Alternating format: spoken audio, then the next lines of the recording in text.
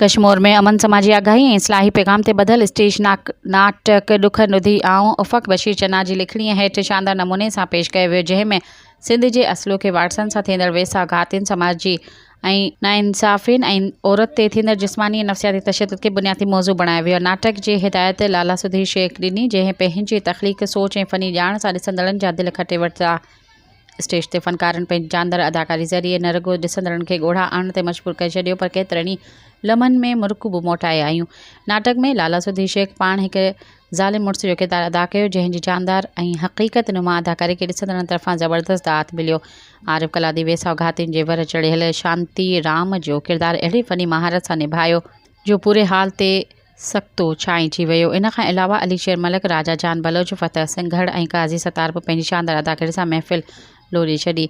हिन तारीख़ी प्रोग्राम जो महिमान ख़ासि ज़िला काउंसिल कश्मीर जो चेयरमैन मीर गुल मोहम्मद ख़ान जकराणी हो, जंहिं पंहिंजे ख़िताब में चयो त अहिड़ा तफ़रीही इस्लाही प्रोग्राम न सिर्फ़ समाज में थींदड़ नाइंसाफ़िन खे वाइखो कनि था, पर घुट बूसट ऐं बदनामी जे वह चढ़ियल अवाम जे चहिरनि ते मुरकू पाणीनि था।